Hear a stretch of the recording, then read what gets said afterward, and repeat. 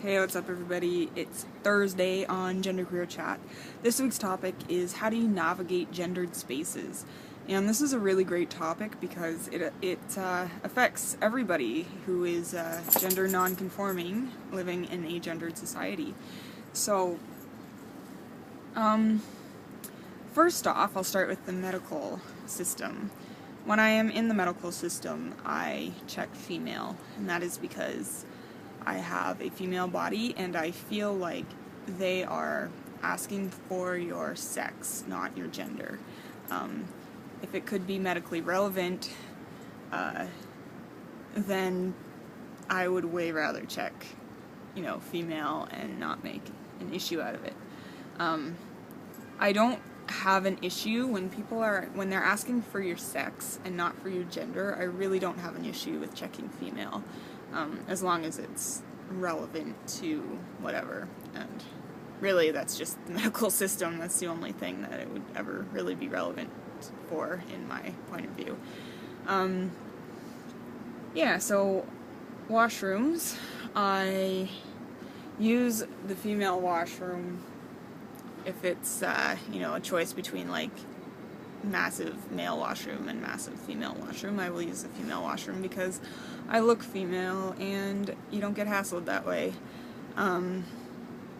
If there are two, sometimes in places there's like two washrooms and it's just like one stall each, and there's a male and a female. I think it's ridiculous that they do that. Just absolutely ridiculous.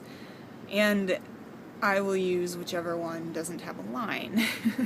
Typically, if neither of them have a line, I will go in the female washroom simply because they are typically cleaner and nicer. Like the male washrooms like that are often just really gross, not very clean, kind of, not painted, and they smell like pee.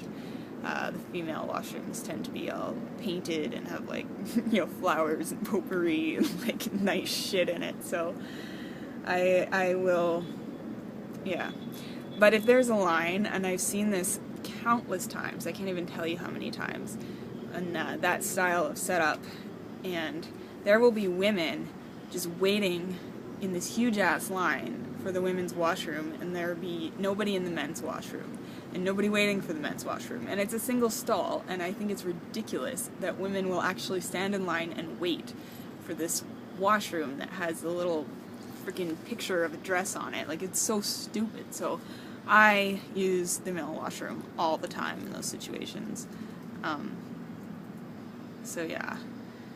The other thing, if there is an option of a gender-neutral washroom, and I think Matt said this too, it's typically, like a family thing, like a family washroom or whatever. I will use those. If there is, if I see somebody coming with a stroller or something like that, then I'll just go into the women's washroom because I think it's, they need it more. So that's how I deal with that. What was the other thing? Oh, social media stuff. I don't want to have to click male or female on those forms. I think it's so fucking stupid that you have to. So I will try to just not click it. Often I will click male, just because I don't know. I don't know why. I just often do that on social media stuff. I'll click male. I think it's stupid. I should actually transform to Matt's way of doing things, which is not going on those social media sites and sort of ignoring them. The other thing I think you have to click gender on a lot is surveys and stuff, which I think is so stupid. And I know that they're trying to get a demographic and all of that, like for advertising and all that kind of crap. If there's something, if there's a survey and I want something out of it, like I want to watch a show or, you know, something like, or do the survey and you get something out of it. I will typically click mail if it's something I want. If it's not, I just leave it and just don't do it.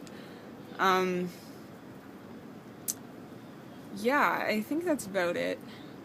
It's a pain in the ass, and when I think about all this stuff, I get grumpy, but I think it's sort of,